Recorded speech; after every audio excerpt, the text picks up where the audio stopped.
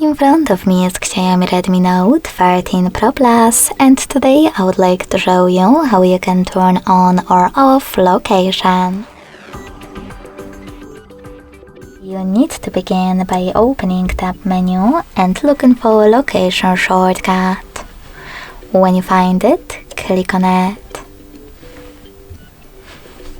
Then select Close in the pop-up to turn off location, or turn on location to activate it.